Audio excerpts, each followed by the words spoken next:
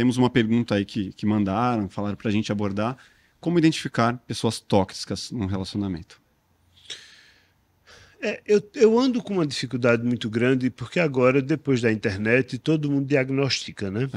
Então o povo escreve, o meu marido é psicopata, o meu marido é narcisista, o meu marido é borderline, a minha esposa é não sei o quê. Tá, você foi ao médico, levou para saber como é, porque agora todo mundo acha que pode diagnosticar. Agora, e por que eu estou falando isso? Porque quando as pessoas dizem que estão vivendo relacionamentos tóxicos, normalmente elas estão diagnosticando o outro. Eu não me preocuparia muito se eu estou vivendo um relacionamento tóxico ou não. Eu me preocuparia com outra coisa. Eu acho que a pergunta a ser feita é: esta relação que eu estou vivendo me faz um ser humano melhor ou me faz um ser humano pior? Eu me sinto mais feliz ou menos feliz? A questão é, a referência sou eu. O que é que esta relação faz na minha vida? Ela me acrescenta, ela me faz... Porque a função de uma relação é colocar asas nas suas costas e fazer com que você suba. Sim. E não colocar âncoras e fazer com que você desça. Então, ao invés de estar diagnosticando, é borderline, é perverso narcisista, é isso, é aquilo, é tóxico, é manipulador, esqueça isso. Como é que eu me sinto e o que é que me dá? Essa resposta é o bastante. Mas muitas vezes a pessoa não consegue enxergar isso estando na relação, né? E aí se eu estou feliz ou não, consigo. Opa. Não, mas muitas vezes você consegue se afastar numa relação não feliz, né? Sim. Você precisa se afastar para você ver o todo, muitas vezes. Mas no fundo, a gente sabe quando a coisa não está fazendo bem a gente, Sim. Até porque os outros também estão dizendo, né? Não, e você vai percebendo. Estão alertando, né? Estão alertando. Agora, o problema é que às vezes eu não dou conta de pagar o preço. Verdade. Né? De pagar o preço. Ah, meu Deus, mas eu vou ficar longe dos meus filhos. Ah, meu Deus, mas se eu não arrumar outra pessoa. Ah, meu Deus, se eu virar uma pessoa solitária. Ah, meu Deus, oh, meu Deus. Tudo bem, é legítimo. Você até pode querer pagar esse preço, mas pague consciente. Né? E a forma de você ter consciência é dizer: eu estou numa relação infeliz porque eu estou escolhendo estar, mas esta relação me faz infeliz. O que eu não acho legal é ficar sempre fazendo a atribuição. Ah, porque o outro tem isso, porque o outro tem tal patologia, porque o outro pode ser a pessoa mais normal do mundo. O outro pode ser a melhor pessoa do mundo, inclusive, e eu não ser feliz ao lado do outro. E eu não me ver crescendo ao lado desse outro, me ver rebaixando. Evoluindo em nada, né? Involuindo ao invés de evoluindo, né? Ao lado desse outro. Então, eu acho que essa pergunta é a mais interessante. Mas muitas vezes as pessoas falam, você precisa identificar, e se tiver esse recurso, você precisa se afastar de vez. Tipo. Mas e se tiver isso tudo e tiver sendo bom para mim? E estiver te fazendo feliz? Né? Entende? É por isso que eu estou dizendo que a pergunta... Porque as pessoas querem também colocar as coisas dentro de uma caixa que não funciona. Das regrinhas. Né? Das regrinhas. E essas regrinhas, novamente voltamos às relações de produção, tem a ver com poder. Então, hoje em dia, o conhecimento ele está muito afim de deter o poder. Quer ver um exemplo disso? Quando a gente fala em depressão, hoje em dia, qual é a primeira coisa que vem à cabeça de vocês quando se pensa em depressão? Medicamento, tratamento, psicologia. A primeira coisa que vem é medicamento, e medicamento liga a neurotransmissor. Né? Então, a primeira coisa hoje em dia, quando se fala em depressão, é neurotransmissor. Né? Essa pessoa está faltando neurotransmissores na cabeça dela, está com uma baixa de serotonina, de dopamina, do que for, e ela precisa repor isso com os remédios e tal. Ponto. Agora, vamos pensar no seguinte. Pensa numa mãe, vamos pensar num pai, já que você é pai de 3 e ele de 1. Vamos pensar num pai que teve o filho assassinado. Nossa. Né? Se ponham no lugar. Vocês certamente enlouqueceriam. Vocês certamente entrariam numa depressão muito profunda. Né? E vocês certamente... parariam de querer trabalhar, parariam de comer, parariam de tomar banho, parariam de se cuidar. e vocês precisariam de tratamento.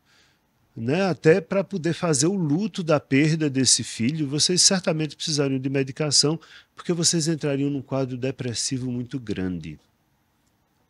Ninguém contesta.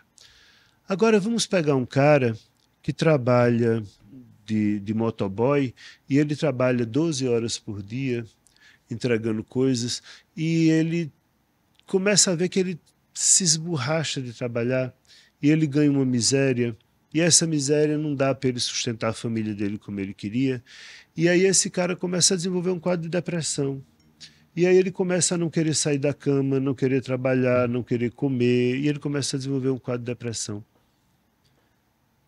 É a mesma depressão? Não. Não? É a mesma. É depressão. É a mesma, né? Você acha que é a mesma? Eu não acho.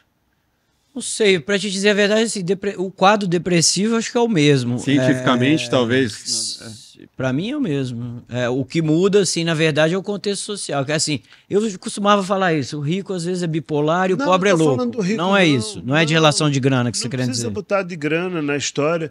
Bote outra situação. Porque tem um pouco isso. O rico, ele se consegue ir no médico, então ele é bipolar, ele é esquizofrênico, beleza. E o pobre, ele é louco. Tire o pobre, bote o industrial que tinha o cargo de CEO, não sei da onde, perdeu o emprego dele, agora não está conseguindo manter a família, ou perdeu o estado, deprimiu e tá. É depressão. É a mesma depressão? Pois é, né? Cientificamente é. Medicamente falando, é a mesma depressão. Mas é a mesma depressão?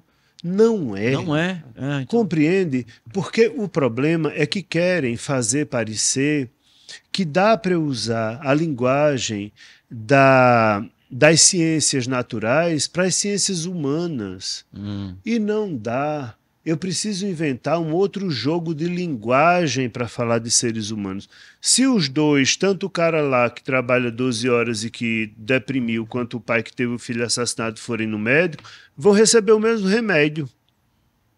Concorda? Sim. Em dose maior ou menor, é como se fosse a mesma coisa, mas não é a mesma coisa.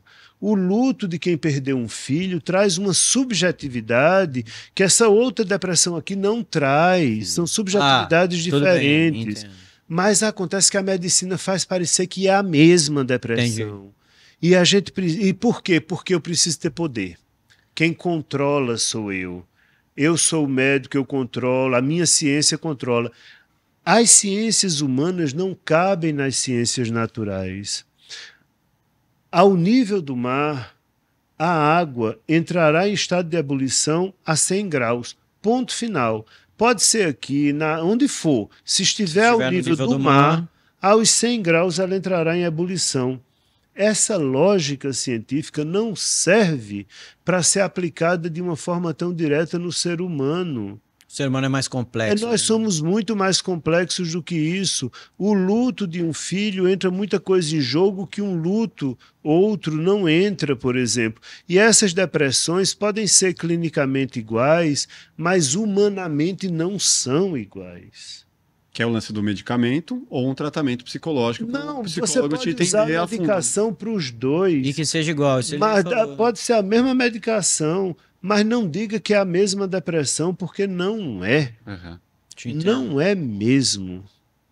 Então, eu acho que é preciso a gente começar a entender que tem muito um jogo mercadológico, às vezes, nas coisas, e esse jogo mercadológico vai quebrando, inclusive, as psicopatologias, de modo que cada uma tem um comprimido específico. Sim. Né? Então, a indústria dos remédios. Você tem os transtornos de pânico, você tem os transtornos de ansiedade, que aí se subdivide em transtorno de ansiedade, você tem ansiedade generalizada, transtorno de pânico, toque, para cada um eu tenho um remédio específico. Gente, espera um pouco. Não é remédio específico que eu preciso, é um outro tipo de linguagem.